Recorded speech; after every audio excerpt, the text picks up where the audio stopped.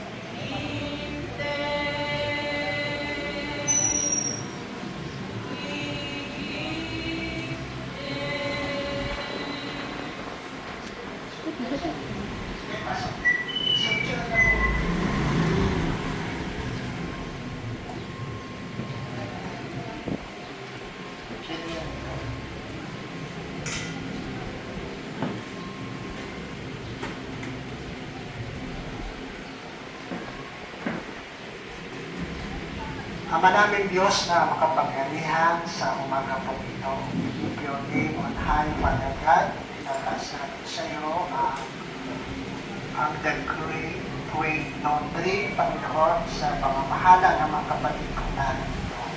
Panginoon, kayo po ang nagsabi na lahat ng bagay na tatangkilin ng isang tao, marapat lamang na ipakatiwala sa iyo.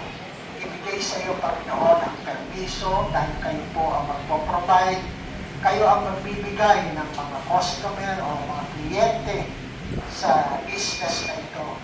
Lord, buksan niyo po ng pagpapala mo ang hanap buhay na ito at nawa ay patuloy kang maparangalan sa bawat sandali. Salamat, Panginoon, in Jesus' name.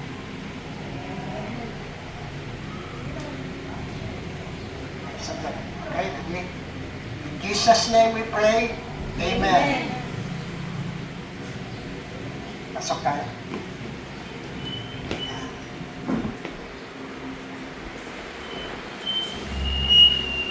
Sige, yan po.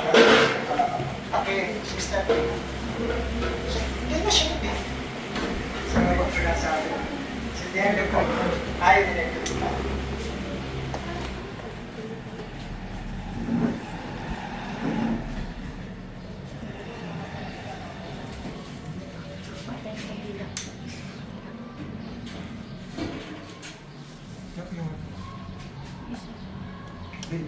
Sister, dito ka. Magkaka. Okay. O, sige po. Makinig po tayo, mga kapatid. Gaya po yung binanggit ko kanina na sa Old Testament po, kung babasahin natin ang Biblia, alam nyo lahat po ng bagay ay dinededicate kay God. Yung panganay na anak, yung hanang buhay, lahat ng bagay na pwedeng ipagkatiwala sa atin ng Lord, binibigay sa Panginoon through dedication, kagaya nito. May mga seremonyas na ginagawa. Sa 1 Chronicle, chapter 4, verse 10, meron pong isang lalaki na ang pangalan niya ay Jabez. Ang Jabez po sa wikang Griego ay isang pangalang mahirap. Ano siya, yung pinanganak siya sa bigahati.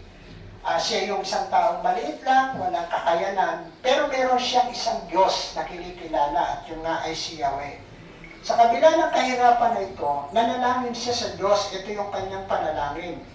In 1 Chronicle 14, sabi niya rito, ngunit nanalangin si Jabez sa Diyos ng Israel at sinabi, pagpalain po ninyo ako, palawakin ninyo ang aking lupain.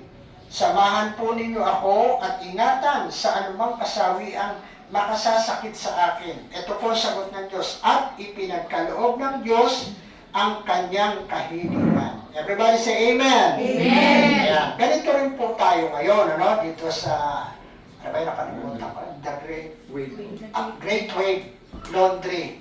Ganito rin po tayo. Basta tayo po ay manatili sa Panginoon, all of a sudden, pagpapalain tayo ng Diyos. Who knows? Baka kaya nga tinanong kita, brother, kanina, ito ba yung una o branches to? Ano to? Kasi we do believe na kapag ka ang Diyos ang itinataas natin, laging ang pagpapala ay kasunod. Amen? Amen. At ang kinin natin yan, at maging mabait lang kayo sa inyong mga customer, ngiti, lagi kahit may problema tayo, maniwala kayo, may ginagawa ka. Isa pang talata, huwag ninyong, sa Deuteronomy chapter 8, verse 11 to 14, huwag ninyong kalilimutan si Yahweh na inyong Diyos. Sundin ninyo ang kanyang mga utos at mga tuntunin. Kung kayo'y namumuhay na ng masagana, tingnan nyo ito from nothing to something.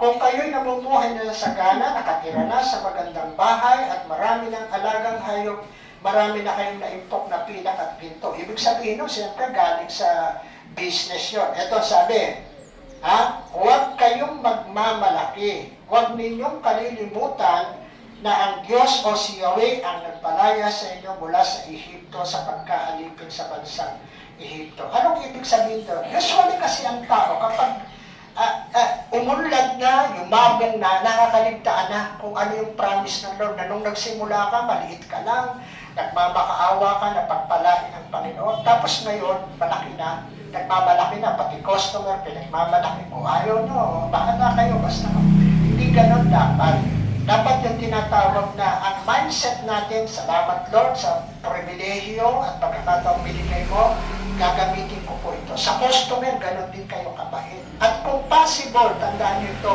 kahit maliit lang ang tutubuin ninyo, basta sila ang nabibiyayaan, sila ang masaya, maniwala kayo, God will make a way where there seems to be no way.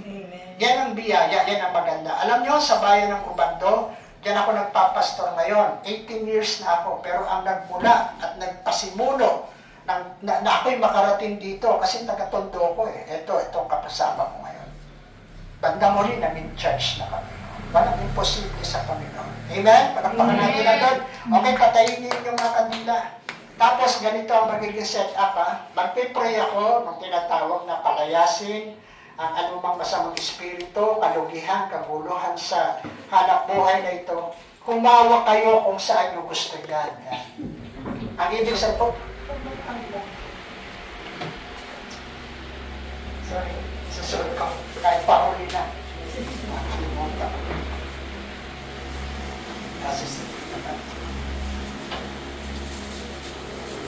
Sige po, hawa kayo. Dito sa iba, sa kaha. Hindi, siya. Ang ibig sabihin yan, magkakaroon tayo ng prayer of, ng breakthrough dito. Ito, yan, hawak Pag ako nagpipray, pagpalain nyo doon, lahat ito. Sige, yung mga sister. Ano hawakan mo? Mga bad vibes. Mga bagay-bagay. Okay. Sige, okay na po. Dakila namin Diyos, mapagpalang Ama, binubuksan namin sa iyo ang hanap buhay na ito, pagpalain niyo po, at kayo po ang aming pararangalan at pupurin sa lahat ng pagkakataon. Lord, kasama ko ang mga empleyado, ang mga kabahagi ng hanap buhay na ito sa pangunguna ni Brother, pagpalain niyo po. Sa pangalan ni Jesus, sa banal na dugo ni Jesus, sa oras na ito, ay aking itinataboy ang lahat ng espiritu ng kabuluhan, kalugihan, bankruptcy, lumayas ka sa lugar na ito at pagpalain nyo ang aking mga kapatid na ngayon po ay nakahawak, nakahipo sa bawat parte ng hanap buhay. I-bless mo po ito, Lord. Blessing upon blessing and victory upon victory.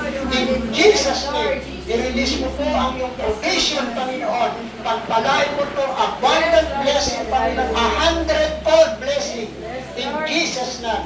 Ito po ay dinideklara namin, sinasabi namin, sapagkat alam namin ang Diyos namin ay mabuti. Amen. Siya ang Diyos na nangako na magsasabing wala kang hihilingin na hindi niya ibibigay. Kaya ngayon pa lang, Panginoon, I declare blessing sa lugar na ito. In Jesus' name we pray. Amen. Mga kapatid, God bless po. At magandang sa inyo lahat. God bless you. Oh, ito lang ano, teka. Meron ba? Meron? Yung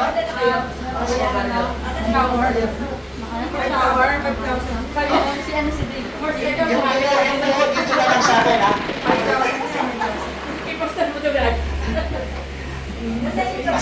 Sige. Ito lang ba? Okay. Hallelujah. Oh, meron ba? Wala na. Lord, i-bless niyo po ang biyayang ito na ngayon po ay sasabog sa lugar na ito sapagkat naniniwala kami, Panginoon. Ulitin ko, hindi anting-anting ito, ha? Gamit nyo lang na pagpapala. Okay, ready? Ready? O, lahat na agaw! Oh! Sige. Ito na.